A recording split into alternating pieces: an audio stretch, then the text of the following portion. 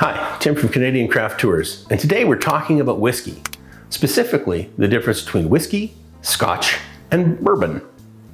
First things first, whiskey with an E is a distilled grain spirit made in Ireland or the United States of America. Whiskey with no E is a distilled grain spirit made in Canada, Scotland, Japan, and the rest of the world. I can only think that we don't waste that extra E in the word so we can save it up and put U's in words like flavor or neighbor. Etymology.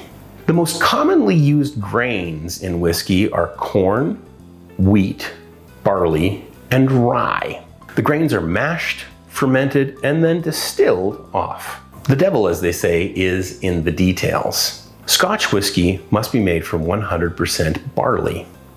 And then it has to be aged for 3 years in used oak barrels. Bourbon whiskey has to be made from 51% corn, and it has to be aged for 3 years in charred new oak barrels. Scotch can only be made in Scotland.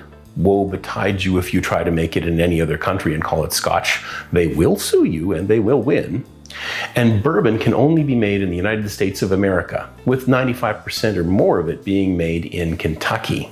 Other whiskeys, like Canadian rye, have more lax rules on them, other than the requirement to contain rye in the mash. Now, as for flavors, whiskeys vary widely. Bourbon, on the whole, is sweeter, smoother, and mellower than other whiskeys. That's because the corn in the mash provides that sweet roundness of the flavor profile. Also, aging for 3 years in charred new barrels gives a wonderful layer of oak and vanilla and toast and sweetness to them. Scotch, on the other hand, can be vastly more aggressive tasting than bourbon. The single malts in the Scotch, the barley, can often be dried over peat. And peated barley, well, if you've ever smelled a bog fire, it's kind of like that. Those whiskeys can be extremely aggressive with the peat smoke and also a chlorophenol character, which is best described as the smell of a freshly opened Band-Aid. Now, I know that sounds a little bit gross thinking of drinking that down, but a hint of that in the background of an extremely complex and assertive whiskey can be kind of beguiling.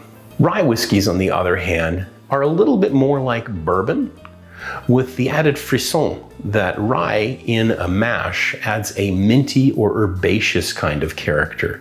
It's quite distinctive, and many people find it very pleasant. Now, a word on single malt versus blended whiskeys.